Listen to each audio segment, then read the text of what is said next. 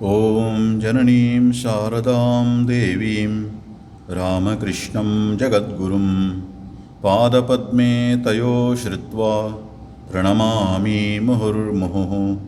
नमः श्रीयतिराजाय विवेकानन्दसूरये सच्चित्सुखस्वरूपाय स्वामिने तापहारिणे। गुरुब्रह्मा गुरुर्विष्णुः गुरुर्देवो महेश्वरः गुरुस्साक्षात् परब्रह्म तस्मै श्रीगुरवे नमः। नारदीया कलौ भक्तिः मोक्षोपायो ह्यनुत्तमम् इत्थं येनोपदिष्टं तं रामकृष्णं नमाम्यहम्।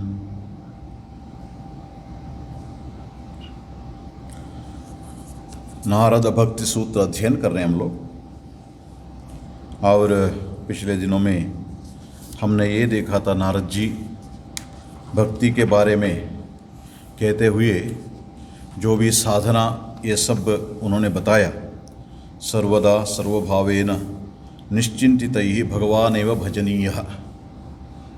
सभी साधना के बारे में बता के ये कहते हैं सब समय सभी प्रकार से भगवान का भजन ही करना चाहिए। भगवान एवं भजनीय, भगवान का भजन ही करना चाहिए।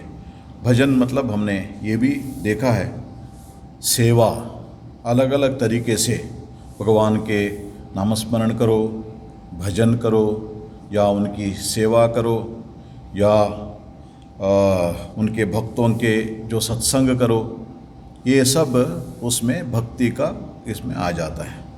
और उसके बाद नारद जी कहते हैं सकीर्त्यमानः, भगवान को जब कीर्तन करोगे, उनके स्तुति करोगे, उनकी आराधना करोगे, शीघ्रमेव आविर्भवति, वो जल्दी ही भगवान आते हैं। आते हैं मतलब भगवान तो है ही है सब समय, लेकिन हमारे हृदय खुल जाता है, भक्त के हृदय खुल जाता है। तब क्या होता है? भगवान आविर्भवति, आविर्भवति और अनुभावयति च भक्तान। पिछले क्लास में हमने देखे थे कैसे अनुभावयति, वो अनुभव कराते हैं। अनुभव कराते, अनुभव कराते किस चीज़ का? जो भगवान है, भगवान विद्यमान है, ये मन की कल्पना नहीं है। इस अनुभव भक्त को होता है। इसका मतलब भक्त को भगवान के दर्शन होते हैं, और उनका जो प्रेम जो है, हम पराभक्ति के बारे में जो हमने इतना दिन तक अध्ययन किया है, उसका अनुभव कराते हैं। ये बहुत महत्वपूर्ण है। जीवन में कोई ना कोई एक चीज़ पकड़ के उसमें लगाव रहता है हमें, और सारा जीवन हम बिताते हैं। लेकिन जब भगवान के भक्ति, भगवान के प्रति प्रेम जो है, उसके साथ हम जब तुलना करेंगे, ये कुछ भी नहीं है। भगवान के प्रेम इतना बड़ा है, भगवान के भक्त के हृदय को इतना आकर्षित कराता है, इसलिए वो प्रेम का अनुभव भक्त को तब होता है।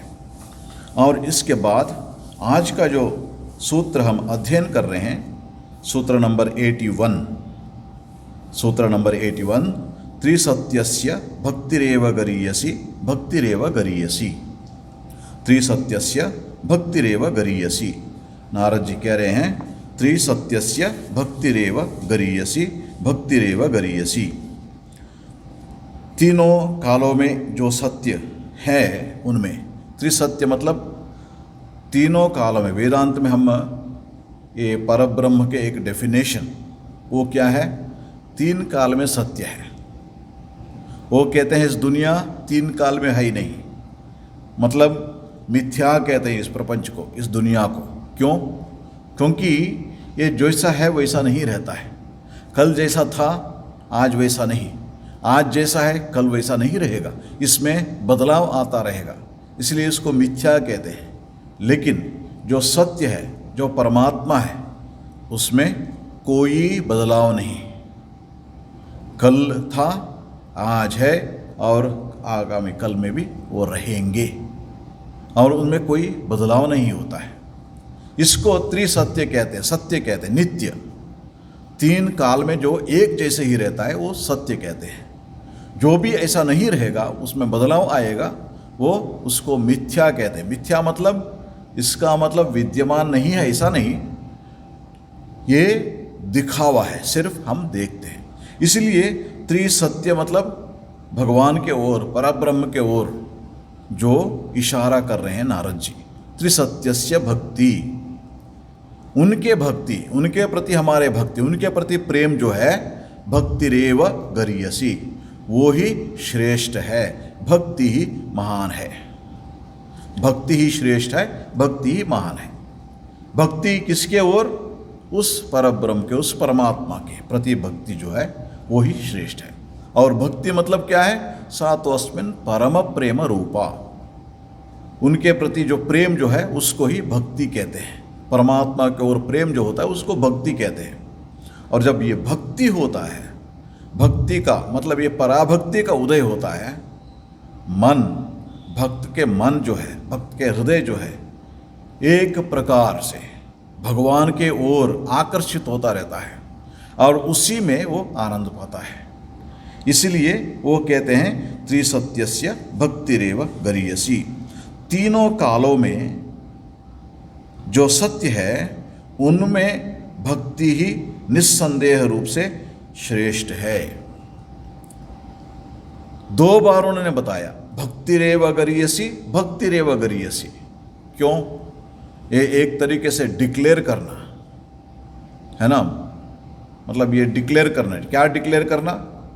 ये जो भक्ति ही सबसे श्रेष्ठ है, ये बात हमें जोर से विथ ए स्ट्रेस ना, स्ट्रेस करके हमें बता रहे हैं ये भक्ति ही श्रेष्ठ है। देखिए, जो शास्त्र में हमने जो पढ़ते हैं, क्या भगवान ही भूत भविष्यत और वर्तमान तीनों काल में ही सत्य स्वरूप में विराजमान है। भगवान ही, सिर्फ भगवान, भगवान ही भूत भविष्यत और वर्तमान तीनों कालों में ही सत्य स्वरूप में विराजमान है और पराभक्ति से उनका प्रकाश होता है। ये जो भक्ति है, भक्ति के उनके प्रकाश होता है भगवान के।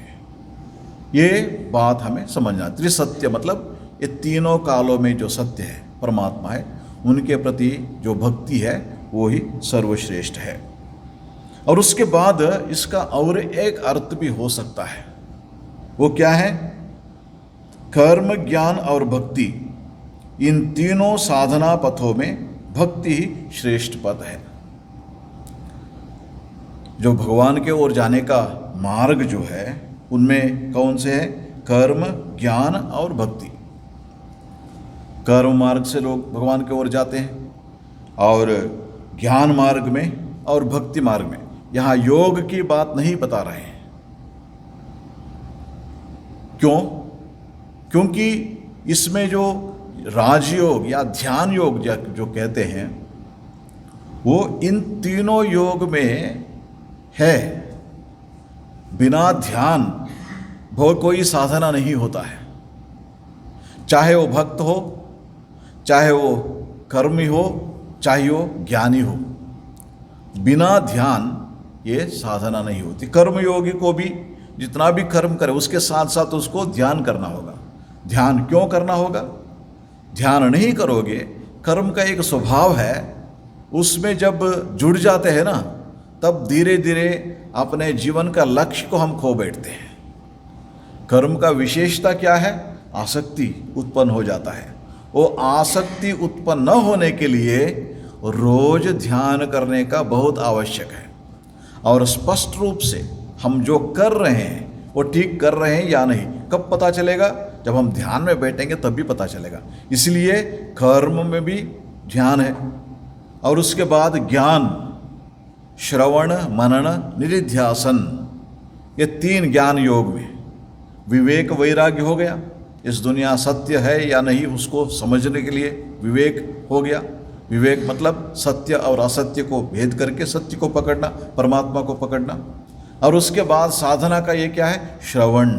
पहले गुरु से, गुरुमुख से, शास्त्र से सुनना, श्रवण, और मनन, उसको समझना मनन करके, और उसके बाद निधिध्यासन, उसके ऊपर ध्यान करना। यह ज्ञान योग में भी है और भक्ति योग में भी ये ध्यान है, उसका ज़रूरत है। ज़रूरत क्यों है? क्योंकि जब हम ये कोई एक भजन करते हैं ना, भजन करते करते जब भजन में लीन होते हैं, मतलब गंभीर रूप से हम भजन करते हैं, सिर्फ करताल बज के हमारे शारीरिक रूप से नहीं है, मानसिक रूप से और हृदय के साथ, हृदय के भावना के साथ जब करते हैं, वो ध्यान में परिवर्तित होता है। वैसे ही जब जप करते रहते हो, भगवान के जप करते हो, जप करते करते वो ध्यान में परिवर्तित होता है। इसलिए ध्यान है, ये तीनों में एकत्र हुआ है। इसलिए इन तीनों में, मतलब ज्ञान मार्ग हुआ, कर्म मार्ग हुआ और भक्ति मार्ग हुआ, इन तीनों में भक्ति ही श्रेष्ठ है। त्रितस्त्यस्य भक्तिरेव गरीयसी भक्तिरेव गरीयसी, ये बात पे नारद जी हमें यहाँ समझा रहे हैं। क्यों ऐसे कहते हैं नारद जी? जब हम शास्त्र पढ़ेंगे ना, शास्त्र पढ़ते पढ़ते हमें ये बात समझ में आता है। शास्त्र में अलग अलग मार्ग के बारे में बताते हैं, चाहे वो राजयोग हो या भक्ति योग हो, कर्मयोग हो, ज्ञान योग हो। और उसके बाद ज्ञान और भक्ति साधना में पहले ये मार्ग में पहले दो भाग करते हैं। उसमें क्या है, एक ज्ञान मार्ग है और एक भक्ति मार्ग है। ज्ञान मार्ग का विशेषता क्या है? ज्ञान मार्ग में है ना, ये पुरुषाकार मतलब स्व प्रयत्न बहुत महत्वपूर्ण होता है उसमें। क्यों? क्योंकि ज्ञान मार्ग का विशेषता क्या है, इस दुनिया जो हम देख रहे हैं, हम जो देख रहे हैं हमारे आंखों से, और हम तो हम जो सुनते हैं और जो रुचि देखते हैं, जो कुछ भी अनुभव करते हैं हमारे इंद्रियों द्वारा, वो दुनिया का विशेषता क्या है? आज जैसा है वो कल ऐसा नहीं है। कोई भी चीज़ देखो, इसका विशेषता है। अपने शरीर को भी देखो, बचपन से अभी तक कितना बदलाव हुआ है और उसके बाद बदलाव होता रहेगा।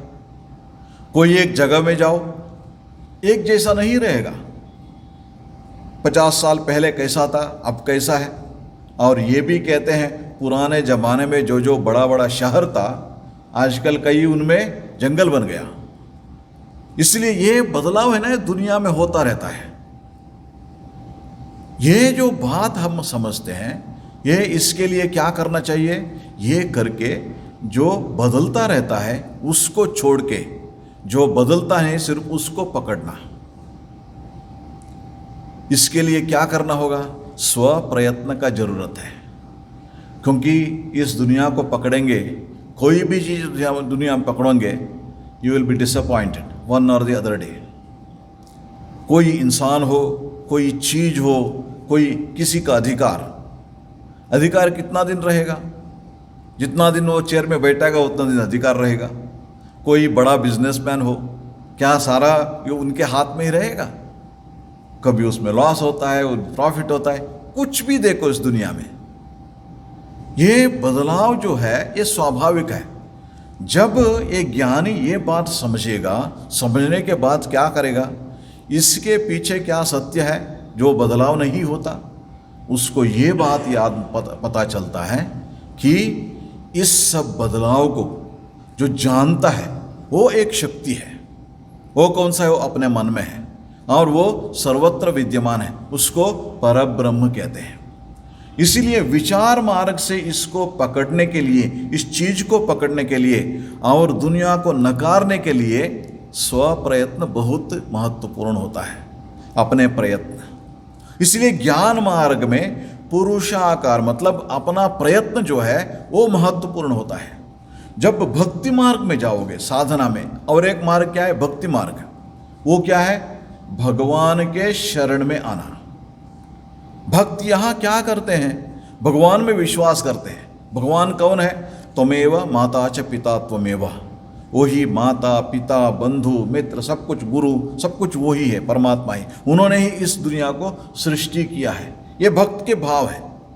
जब उन्होंने सृष्टि किया है जब अपने भक्त के देखभाल भी वही करते हैं। कैसे? जैसे एक माँ क्या करती है, वो माँ ऐसे बच्चे का जो भी ज़रूरत है, जो बच्चे सिर्फ रोता है, क्या हुआ उसको पता नहीं, हम नहीं बता सकते, माँ बता सकती है। क्या भूखा है, क्या पेट में दर्द हो रहा है, क्या और कुछ तकलीफ है बच्चे को, सब कुछ माँ को पता चलता है और माँ उसका जो भी देखभाल करना कर लेती है। इसीलिए ये भक्त क्या करते हैं, भगवान के शरण में चले जाते हैं। जैसे बच्चे अपने माँ के अपना हवाला कर देता और कुछ भी नहीं कर सकता बच्चा, उनका हाल ऐसा ही है। इसीलिए ये भक्त की भाव है। ये क्या है? शरणागति, प्रपत्ति। एक जगह में जो ज्ञानी है उसका क्या है? स्वप्रयत्न। हर जगह में ये सोचेगा नहीं, ये दुनिया तीन काल में है ही नहीं, हम देख रहे हैं, सब कुछ अपने आंखों के सामने देख रहे हैं, उसको नकारना पड़ेगा ज्ञान मार्ग में। लेकिन भक्ति मार्ग में क्या है? इस दुनिया को हम स्वीकारते हैं। कैसे स्वीकारते हैं उसको? ये भक्ति जो दुनिया जो है, ये दुनिया जो भगवान की सृष्टि है, भगवान की देन है, और इस सृष्टि करके भगवान ने उसके अंदर है, भगवान विद्यमान है। हमें जो भी मिल रहा है वो भगवान की कृपा से मिल रहा है। इसलिए हम क्या करते हैं, भक्त क्या करते हैं, भगवान के शरण में चले जाते हैं, शरणागत। और ठाकुर श्री राम कृष्ण इसके लिए शास्त्र में भी इसका बहुत सुंदर उदाहरण देते हैं। वो क्या है? मरकट शिशु, मार्जाल शिशु। मरकट मतलब बंदर, बंदर का बच्चा। जब ये बंदर का बच्चा अपने माँ के साथ रहता है ना, तब वो माँ क्या करती है, एक पेड़ से दूसरे पेड़ को उसको ये करना पड़ेगा, जंप करना पड़ेगा, सब कुछ है। उस समय ये बच्चा क्या करता है, माँ को पकड़ के रहता है, स्वप्रयत्न, पुरुषाकार।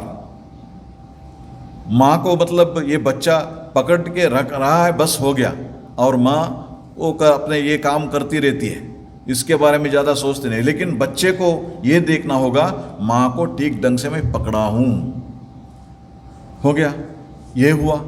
और ये किसका है? ज्ञान मार्ग का है, स्वप्रयत्न। और भक्ति मार्ग का क्या है? मार्जाल शिशु, बिल्ली का बच्चा। बिल्ली का बच्चा क्या करता है? वो कुछ भी नहीं, माँ को पकड़ता भी नहीं, म्यू म्यू करता है, और माँ आके उसको पकड़ के कभी कभी अलग अलग जगहों में रखती रहती है, एक ही जगह में नहीं रखती है बच्चे को। कभी कभी वो जो धनी है, धनी के बिस्तर में भी बिठा देती है बच्चे को, और कहीं और दूसरे जगह, और उसका जो भी हो म्यू म्यू करती रहती है। माँ आके उसको दूध पिलाना जो भी हो माँ करवाती है। ये भक्त की भाव है, भगवान मेरे देखभाल करेंगे। संतान भाव, आपत्य भाव, श्री रामकृष्ण की ये भाव थी, श्री रामकृष्ण की ये भाव थी, इसी भाव से रहते थे। जगन माता मेरी माँ है, माँ मेरी देखभाल करती है, बस हो गया। इसलिए ये दो मार्ग है। नारद जी कहते हैं इसमें कौन सा ठीक है, कौन सा श्रेष्ठ है? इसमें ये भक्ति ही श्रेष्ठ है। भक्ति क्यों श्रेष्ठ है? जब ये पुरुषाकार ज्ञान मार्ग में जो जाते हैं, अपने स्वप्रयत्न से जाते हैं, कभी कभी ना हमारे अंदर अपने संस्कार के कारण और दूसरे कोई चीज़ के कारण है ना, इस मार्ग में आगे बढ़ना बहुत मुश्किल होता है, कोई सहारा नहीं रहता है। लेकिन ये भक्ति मार्ग में संपूर्ण रूप से भगवान के शरण में आ गया, इसलिए उसको जो भी चाहिए भगवान देते हैं। श्री रामकृष्ण कहते हैं भक्त को जो भी चाहिए भगवान देते हैं। जैसे माँ अपने बच्चे को देखभाल करती है, वैसे ही भगवान अपने भक्तों के देखभाल करते हैं। अनन्याश्चिंतयन्तो माम ये जना पर्युपासते तेषाम नित्याभियुक्तानाम योगक्षेमम वहाम्यहम्। जो मेरे चिंतन करते हैं, मेरे शरणागत हैं, उनके योगक्षेम को मैं ही देखभाल करूँगा, भगवान कहते हैं गीता में। इसलिए भक्त जो है उनका ये भाव है। इसलिए नारद जी कहते हैं भक्ति रेव गरीयसी। भक्ति, जब ये दो मार्ग हो गए ना, इसमें भक्ति ही श्रेष्ठ है। इसलिए जो भक्त का ये जो मार्ग जो है, नारद जी कहते हैं इतना ये सब कहने के बाद हमें भक्ति मार्ग में जाना चाहिए? क्योंकि आप ये दो मार्ग देखोगे, इसमें कौन सा श्रेष्ठ है? भक्ति ही श्रेष्ठ है। इसलिए आप भक्ति को पकड़ो, आप भक्ति को पकड़ो। और उसके बाद और दूसरे, जब जैसे मैंने बताया था आपको, कर्म, ज्ञान और भक्ति। कर्म, ज्ञान और भक्ति, ये तीन हुआ। और ये कर्म क्या है? देखिए, जो इंसान में ये जो तीन शक्ति, जो विशेष शक्ति जो है, ज्ञान शक्ति, इच्छा शक्ति, क्रिया शक्ति। ज्ञान शक्ति, इच्छा शक्ति, क्रिया शक्ति, इन तीनों से कोई एक पकड़ के साधना करना पड़ता है। क्रिया शक्ति द्वारा कर्मयोग होता है, और कर्म जो होता है प्राण शक्ति का अभिव्यक्ति होता है। और कर्मयोग का विशेषता क्या है? कर्म मार्ग का विशेषता क्या है? उसमें हमें ना निस्वार्थ रूप से काम करना पड़ेगा, निस्वार्थ बनकर। अब देखिए, कर्म करने के लिए कुछ ना कुछ मोटिवेशन होना चाहिए। कुछ भी करने के लिए इस दुनिया में मोटिवेशन होना चाहिए। और कर्म योगी के लिए मोटिवेशन क्या है? उनको परफेक्ट बनना है, पवित्र बनना है। पवित्र बनने से तब भगवान के प्रकाश होता है उनमें, इसलिए पवित्र बनना है। अब देखिए, इसके लिए जो कर्म करने के लिए मोटिवेशन है ना, वो मिलना, अंदर से आना बहुत मुश्किल है। और उसके बाद ये ज्ञान मार्ग जो है, उसका विशेषता क्या है? हमारे जो ज्ञान शक्ति है उसका प्रकाश है। और जैसे मैंने बताया अभी तक, जो ज्ञान मार्ग में जाने का मतलब क्या है? ज्ञान मार्ग में जाने का मतलब ये है कि संपूर्ण रूप से अपने जिम्मेदारी अपने को ही लेना पड़ता है। संपूर्ण रूप से अपने जिम्मेदारी अपने को ही लेना पड़ता है। पुरुषाकार, पुरुष प्रयत्न, अपना प्रयत्न जो है वो बहुत महत्वपूर्ण, इंसान का अपना प्रयत्न महत्वपूर्ण होता है। और हम सब जानते हैं हमारा शक्ति क्या है, हमारा ये क्या है। कुछ ना कुछ ना, ये शक्ति हमें सहारा नहीं देगा तब हम आगे नहीं बढ़ पाएंगे, ये बात है, हम सब जानते हैं। इसीलिए जब ये इच्छा शक्ति है ना, क्रिया शक्ति हो गया, ज्ञान शक्ति हो गया, ज्ञान मार्ग, क्रिया शक्ति में कर्म मार्ग हो गया, और उसके बाद ज्ञान शक्ति में ज्ञान मार्ग हो गया। और इच्छा शक्ति क्या है? अपने हृदय के भाव, उसको बढ़ावा देते जाना। हृदय का भाव से ही इच्छा शक्ति जगती है। और ये भाव का विशेषता क्या है? भक्ति। जब इस भाव को पवित्र करते हैं, भाव मतलब कोई एक चीज को ना मन से, हृदय से लगाव होना, और इसको पवित्र करते हैं। पवित्र करने से वो कहाँ जाती है? भगवान की ओर जाता है। भक्ति मतलब और कुछ नहीं है। हमें इस दुनिया में कोई ना कोई चीज के साथ लगावत होता है, ये स्वाभाविक है। हर एक को, हर एक इंसान को कोई ना कोई एक चीज को पाने का इच्छा तो रहती है, और उसके लिए कोशिश करते हैं। सब कुछ, सबको ही आप देखो, श्री रामकृष्ण कहते थे, लोग उनसे पागल कहते थे, श्री रामकृष्ण को पागल ब्राह्मण कहते थे। तब कोई किसी ने आके बताया, मतलब श्री रामकृष्ण ने सुना, किसी ने, वो ना वहाँ के जो बड़े एक इंसान, वो कह रहे थे श्री वो तो पागल है। और उसको सुनने के बाद श्री रामकृष्ण कहते हैं उनसे, मतलब भक्तों से, सभी तो पागल हैं। कोई कोई अधिकार के लिए पागल होते हैं, कोई कोई प्रॉपर्टी के लिए पागल होते हैं, कोई कोई नाम यश के लिए पागल होते हैं। मैं तो भगवान के लिए पागल हूँ। इसलिए पागल मतलब क्या है? ये लगाव, कुछ ना कुछ पाने का इच्छा जो है। अब देखिए, इसको भक्त क्या करते हैं? भगवान के ओर ले जाते हैं। क्यों? क्योंकि भक्त को ये पता है, आप कुछ भी पकड़ो इस दुनिया में, जब नाम यश के लिए ये करोगे, कोशिश करोगे, जहाँ नाम है वहाँ बदनाम भी होता है। सब समय याद रखना चाहिए, इस दुनिया का विशेषता है, जहाँ नाम है वहाँ वो बदनाम भी होता है। अधिकार के लिए जो कोशिश करेगा, कितना दिन रहेगा? सारा जीवन अधिकार में रहेगा। आप चाहे प्राइम मिनिस्टर हो, चाहे कोई ऑफिसर हो, कोई भी हो, एक न एक दिन उसको रिटायर होना पड़ता है। प्राइम मिनिस्टर होने से अधिकार खोना पड़ता है। ये तो शाश्वत नहीं है। इसी जिसके पास प्रॉपर्टी है, प्रॉपर्टी सब समय की रहेगी। कई लोग हम देखते हैं कितने धनी थे, और उसके बाद कुछ साल के बाद हम देखेंगे हो गए, पैसा सब खो बैठे। इसलिए इस दुनिया में कोई भी शाश्वत नहीं है। कोई एक चीज है पकड़ने के लिए हो जो सब समय हमारे साथ रहेगा, वो सिर्फ भगवान है। भक्त ये समझ जाता है। और जब भगवान के प्रति हम प्रेम करेंगे, भगवान के प्रति प्रेम करेंगे, उसका विशेषता क्या है? श्री रामकृष्ण कहते हैं, इस दुनिया में जब इंसान से हम प्रेम करते हैं ना, हम मतलब किसी को भी इस दुनिया में कोई अच्छा करो, अच्छाई करो, उनको सहायता करो, जो भी करो, 100 में कोई एक बार तुम नहीं कर सका, जब उसका जरूरत है तुम उसको सहाय नहीं कर सका, सब वो इंसान उसको ही याद रखता है, उसको ही याद रखता है। जब तुम भगवान को पुकारोगे, मतलब 9 में एक बार तुम कुछ करो, भगवान सिर्फ उसको ही याद रखता है।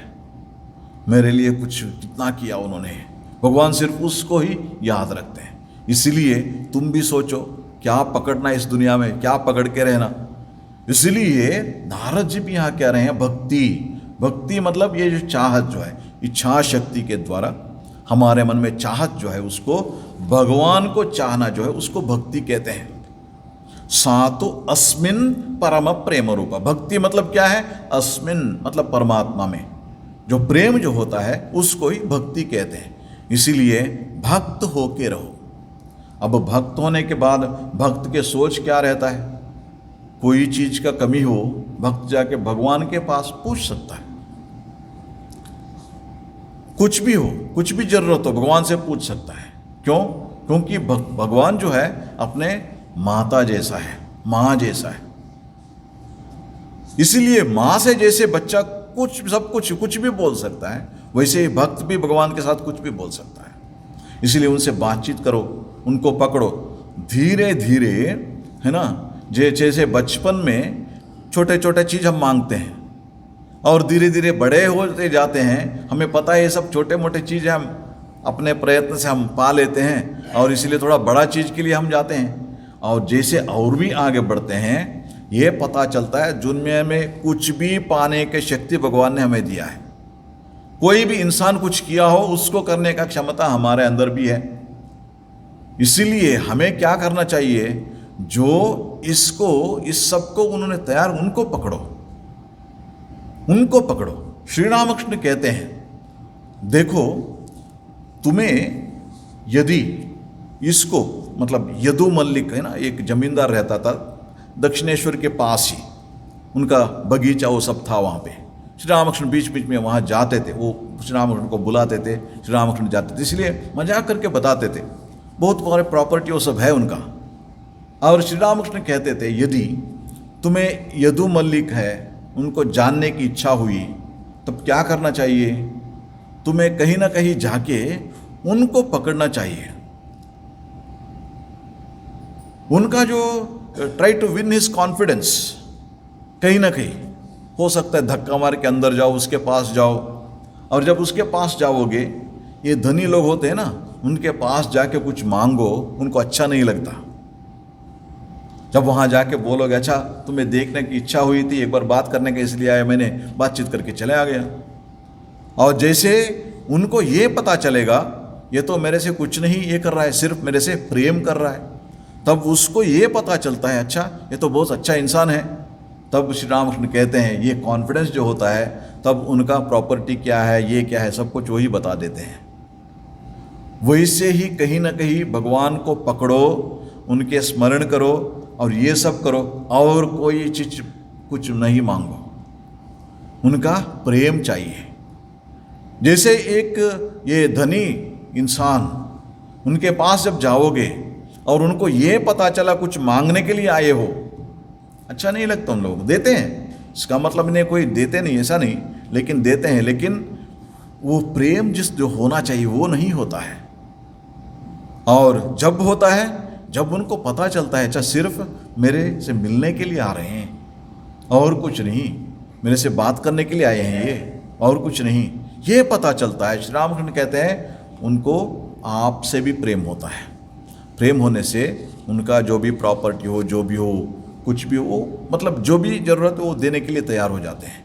जब उनको पता चलता है आप कुछ नहीं मांग रहे हो, वैसे ही जब भक्त भगवान के पास जाते हैं, अपने हृदय की इच्छा जो है मांगते हैं, और उसके बाद जब भक्ति होती है, उस भक्त के लिए भगवान सब कुछ योगक्षेमम वहाम्यहम, देखभाल मैं करता हूँ, ये बात कहते हैं। अब देखिए, हम थोड़ा शास्त्र में इसके बारे में वो उन्होंने बताया, त्रिसत्यस्य भक्तिरेव गरीयसी, भक्ति ही श्रेष्ठ है। इसके बारे में शास्त्र में क्या कहते हैं? भागवत में एक जगह में ये बात कहते हैं, ध्यायन कृते यजन यज्ञैः त्रेतायाम द्वापरे अर्चयन यदाप्नोति तदाप्नोति कलौ संकीर्त्य केशवम। देखिए, ये जो 4 युग जो है, 4 युग में सत्ययुग जब होता है ना, तब इंसान के अंदर मन बहुत पवित्र रहता है, और उस समय वो मतलब कुछ भी है ना ये कर सकता है। उस समय क्या था, भगवान को पाने के लिए साधना क्या थी? ध्यायन कृते। वो कृत युग में क्या था? ध्यान। आप देखिए वहाँ पर ना सारे ऋषि मुनियाँ वो जो सब थे, बैठ के ध्यान करते थे, क्योंकि उस समय शरीर का शक्ति था, मन का शक्ति था, ये सब था, इसलिए ध्यान से भगवान के साक्षात्कार करते थे। और उसके बाद यजन यज्ञैः त्रेतायाम, त्रेता युग में यह यज्ञ याग करते थे, बड़े बड़े यज्ञ करते थे। श्री राम जी है ना वहाँ गए थे जंगल में, क्यों? वो ऋषि मुनियों का यज्ञ का रक्षण करने के लिए। बहुत सारा यज्ञ चलता था उस समय, और उसके द्वारा भगवान का साक्षात्कार करते थे। द्वापरे अर्चयन, द्वापरा युग में भगवान के अर्चन के साथ जो करते हैं, भगवान के अर्चन करते थे, अपनी जो भी ये करते थे ना सेवा, भगवान की सेवा मानकर करते थे, उसके द्वारा अर्चना द्वारा भगवान के जो ये करते थे। आप जब देखोगे ये सहस्रनाम ये सब है ना उसी समय का है, उसी समय का है, अर्चना करते थे। और उसके बाद यदाप्नोति तदाप्नोति कलौ संकीर्त्य केशवम, ये सब तीनों मार्ग द्वारा कृतयुग में, त्रेता युग में और द्वापर युग में ध्यान, यज्ञ और अर्चना द्वारा जो पाते हैं, तदाप्नोति कलौ संकीर्त्य केशवम, कलयुग में भगवान के कीर्तन से उसको हम पाते हैं, मतलब भक्ति मार्ग। कलयुग के लिए भक्ति मार्ग बताते हैं। बहुत स्पष्ट रूप से ये बताया गया भागवत में, कलौ संकीर्त्य केशवम, कलौ संकीर्त्य केशवम। इसीलिए आप जब ये भागवत को देखोगे, विशेषता क्या है? भक्ति मार्ग है, भक्ति मार्ग प्रधान है वहाँ पे, और सब कुछ है वहाँ पे। उसमें ध्यान के बारे में बताया गया, राजयोग के बारे में, और वैसे कर्मयोग के बारे में बताया गया है, वैसे ये कर्म, ये सब के बारे में, चारों योग के बारे में बताया गया है। लेकिन प्रधान क्या है उसमें? भक्ति, भक्ति प्रधान है। और उसमें वो क्या करते हैं? कलौ संकीर्त्य केशवम, कलयुग के लिए जो भगवान के संकीर्तन जो है वो ही श्रेष्ठ है। और उसका ये भी क्या कहा है, एक पॉपुलर श्लोक है, स्तोत्र श्लोक, वो ये कहता है, कलौ कल्मष चित्तानाम पाप द्रव्योपजीविनाम विधिक्रिया विहीनानाम गतिर गोविंद कीर्तनम। एक कलयुग में, कलयुग का विशेषता क्या है? कल्मष चित्तानाम, मन जितना पवित्र होना चाहिए साधना के लिए उतना पवित्र नहीं है। पहले ज़माने में होता था, जैसे मैंने बताया, उस जमाने में सत्य युग में क्या करते थे? बैठ के ध्यान करते थे, जैसे बैठते थे ध्यान में लगन हो जाता था, और उस समय ध्यान, बहुत समय ध्यान करना पड़ता था, इसलिए वो उनके मन उतना पवित्र था, इसलिए डिस्ट्रैक्शन बहुत कम था, इसलिए ध्यान करके करके भगवान की साधना करते थे। अब जब जैसे ही हम ध्यान में बैठते हैं, हो गया, किसी से का झगड़ा हुआ, किसी के साथ ये हुआ, कोई हम चीज़ के लिए कोशिश कर रहे हैं वो नहीं मिल रहा है, ये सब बातें मन में आ जाते हैं, भगवान के स्मरण बहुत कम होता है, मन दुर्बल हो गया। इसलिए कलौ कल्मष चित्तानाम, मन में जो महिला जो है वो ज़्यादा है, और उसके साथ पाप द्रव्योपजीविनाम। देखिए, हम जब पुराणों में हम पढ़ते हैं, कई कई लोग इतना पवित्र जीवन करते थे,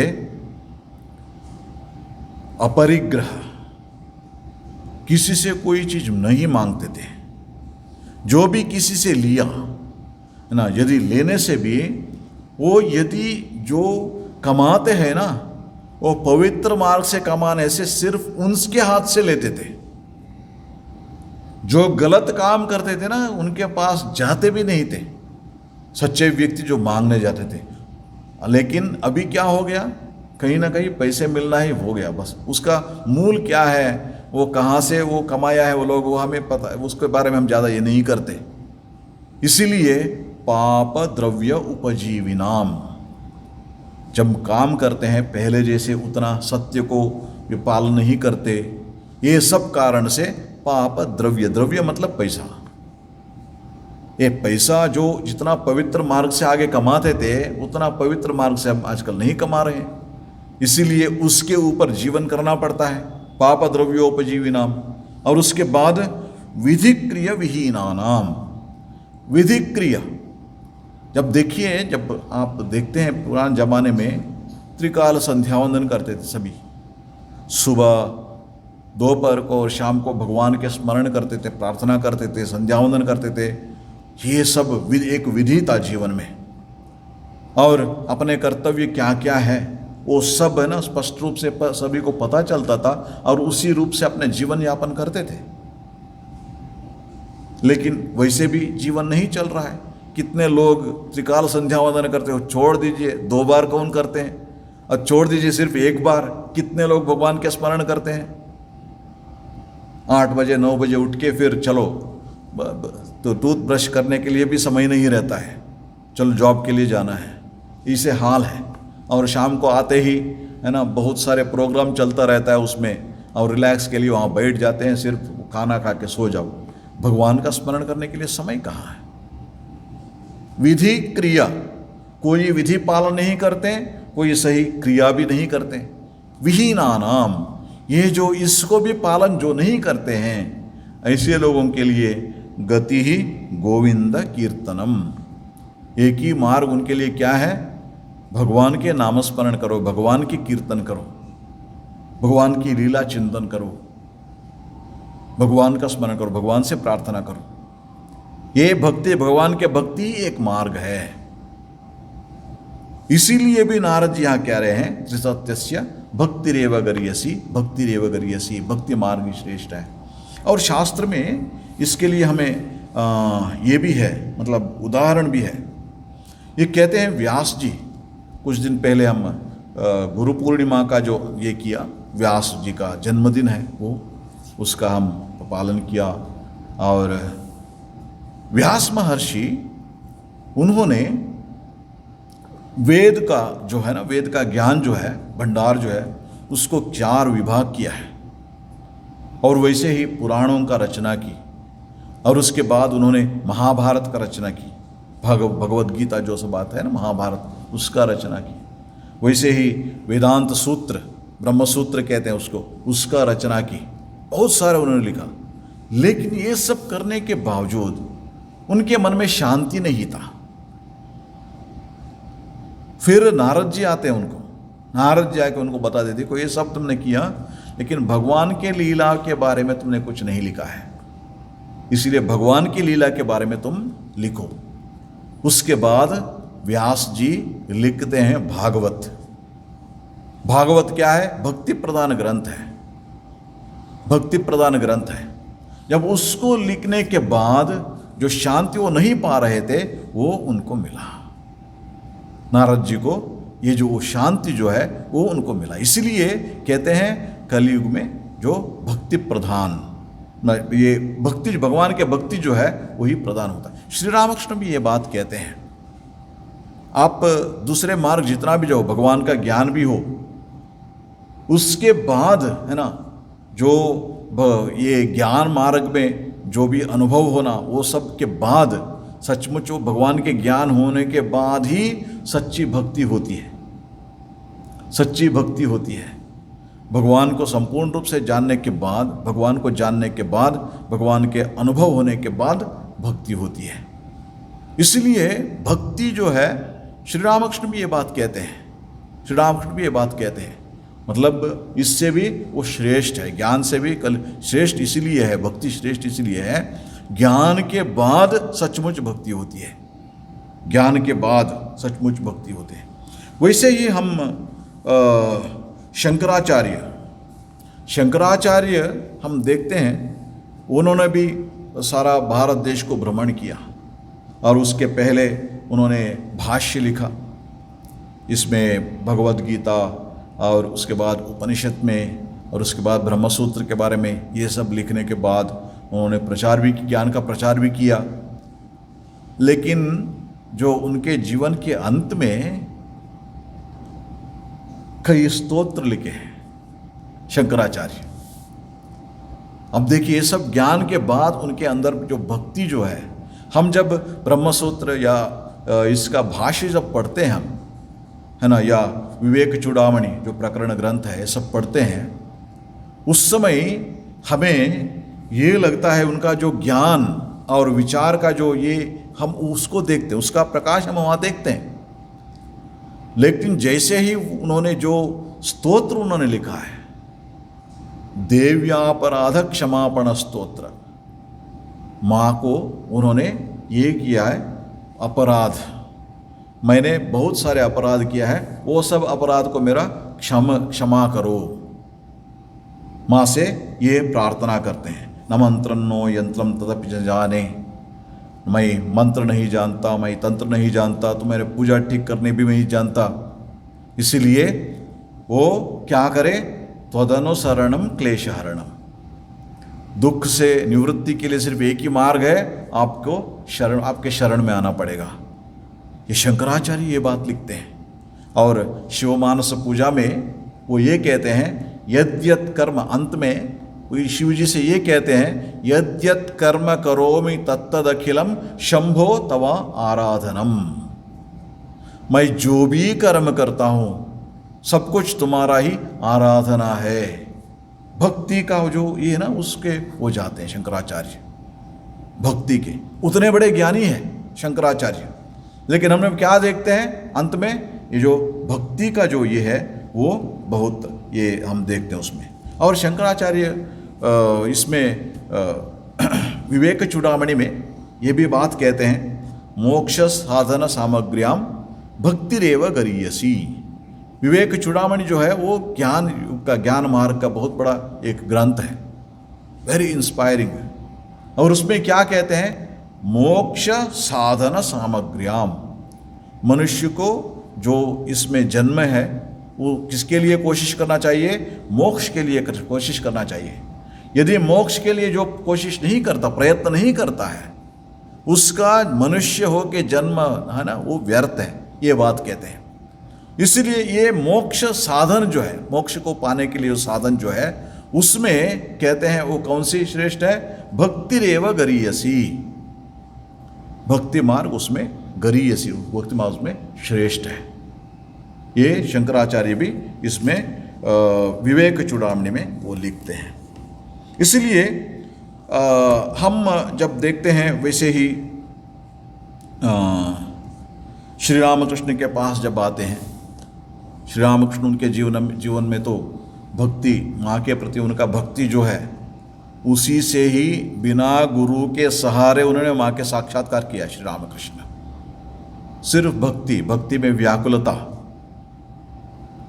वो श्री रामकृष्ण गुरु नहीं थे, अब उनके उस समय गुरु नहीं थे, मतलब मार्गदर्शन करने के लिए। जब माँ के दर्शन हुआ श्री रामकृष्ण का, सिर्फ व्याकुलता, माँ के दर्शन होना चाहिए, माँ के दर्शन होना चाहिए, उस व्याकुलता के सहारे श्री रामकृष्ण ने भगवान के साक्षात्कार किया। और उसके बाद में श्री रामकृष्ण कहते थे, कलियुग में अन्नगत प्राण, इसलिए कलियुग में नारदीय भक्ति श्रेष्ठ है। नारद भक्ति जो है वो श्रेष्ठ है। भक्ति श्री रामकृष्ण कहते हैं, कलियुग में साधना के लिए यही सबसे बढ़िया कौन सा है, भक्ति है, भक्ति मार्ग है। क्यों? अन्नगत प्राण। अन्नगत प्राण मतलब हमारा जो शरीर जो है अन्न के ऊपर डिपेंडेंट है। आधार क्या है? अन्न है। हम जब पहले जमाने में देखते थे, पुराणों में पढ़ते हैं ना, सिर्फ हवा सेवन करके साधना करते थे, खाना पीना सब छोड़ के ना, सिर्फ हवा सेवन करके वो साधना करते थे। क्या अब उतना शक्ति है शरीर में? हम 1-2-3 दिन खाना नहीं खाने से क्या होता है? मन सोचना भी बंद कर देता है, वो हाल हो जाता है हमारा, है ना। इसीलिए जो आप देखोगे, साधना करने के लिए खाना खाना बहुत जरूरी है। अन्नगत प्राण, हमारा जो शरीर जो है, हमारा मन जो है, सब कुछ अन्न जो है उसके ऊपर आधार है, अन्न ही आधार है। इसीलिए अब दूसरे मार्ग, जैसे याग यज्ञ करते थे पहले ज़माने में, या ज्ञान मार्ग में बैठ के ध्यान करते थे, ये सब करने का शक्ति हमारे अंदर नहीं है। इसलिए क्या करना होगा? सबसे श्रेष्ठ क्या है? भक्ति ही श्रेष्ठ है। श्री रामकृष्ण कहते हैं कलिते नारदीय भक्ति। नारद भक्ति में क्या कहते हैं मुख्य रूप से? तदर्पित अखिल आचारता तद विस्मरणे परम व्याकुलता। भगवान के स्मरण करते रहो और अपने सारे कर्म, जो भी जितना भी कर्तव्य है, वो सबको भगवान के अर्पण करते हुए करो। भगवद अर्पण बुद्धिया, कोई कर्तव्य छोड़ने का जरूरत नहीं है, वो कहते हैं नारद जी स्पष्ट रूप से। लेकिन उस सबको भगवान के समर्पण करते करो और भगवान के स्मरण करो, भगवान से प्रार्थना करो सद्बुद्धि देने के लिए, सन्मार्ग में ले जाने के लिए और हमें सहारा बन के रहने के लिए जीवन में, है ना। भगवान से ये प्रार्थना करो।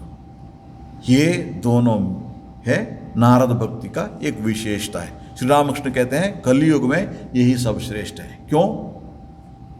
लोग देखिए, जो संसारी है, जो भी है, हर एक को कर्म करना पड़ता है, अपने जीवन यापन के लिए कर्म करना पड़ता है। इसीलिए कहते हैं वो भक्ति मार्ग पकड़ो, वो सब ठीक रहेगा। क्योंकि अपने जीवन यापन के लिए कर्म, बहुत ज़्यादा समय कर्म में चले जाता है और भगवान के ध्यान करने में या यज्ञ करने में समय कहाँ है। इसीलिए भक्ति योग है वो ही श्रेष्ठ है। वो भी श्री रामकृष्ण नारदीय भक्ति कहते हैं। श्री रामकृष्ण और एक विशेष बात कहते हैं, जो भक्ति जो है ना, भक्ति उसका विशेषता क्या है? श्री रामकृष्ण कहते हैं, देखो ये राज प्रसाद में, राजभवन में, पहले जमाने में राजा होते थे, उनके भवन में दोनों तरीके के सेवक होते थे, पुरुष सेवक और महिला सेवक। इसमें पुरुष सेवक श्री रामकृष्ण कहते थे ज्ञान के स्वरूप है, और महिला जो ये होते थे वो कैसे हैं? भक्ति। और श्री रामकृष्ण कहते थे, जब देखो ये जो पुरुष है ना, सेवक जो है ना, वो रानीवास में नहीं जा सकते, लेकिन ये जो महिलाएं होते हैं वो उसमें राजभवन में कहीं भी जा सकते हैं। वैसे ही भक्ति, श्री रामकृष्ण एग्जाम्पल देते, वैसे ही भक्ति सीधा भगवान के, है ना, उनके पास चले जा सकते हो भक्ति के साथ। जब भक्ति रहेगी, भगवान जो उनका भक्त है उनसे बहुत ये करेंगे। और भागवत में ये कहते हैं, नाहम वसामि वैकुंठे योगी नाम हृदय न च मद्भक्ता यत्र गायन्ति तत्र तिष्ठामि नारद।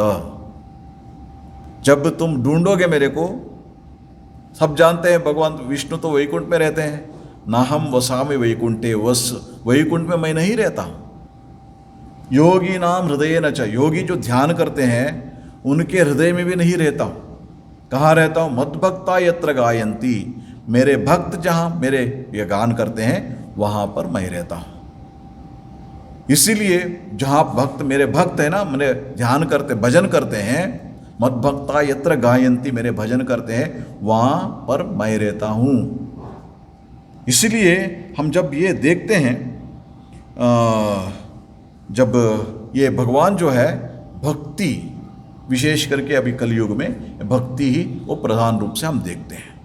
और इसका जो अनुभव ज्ञान मार्ग में जाने से भी आखिरकार भक्ति का अनुभव जो होता है, इसलिए नारद जी कहते हैं त्रिसत्यस्य भक्तिरेव गरीयसी, भक्तिरेव गरीयसी। त्रिसत्य मतलब परमात्मा, परमात्मा के ये इसमें पाने के लिए भक्ति मार्ग ही सर्वश्रेष्ठ है, भक्ति मार्ग ही महान है। ओम शांति शांति शांति। हरि ओम तत्सत्। श्री राम कृष्णार्पणमस्तु।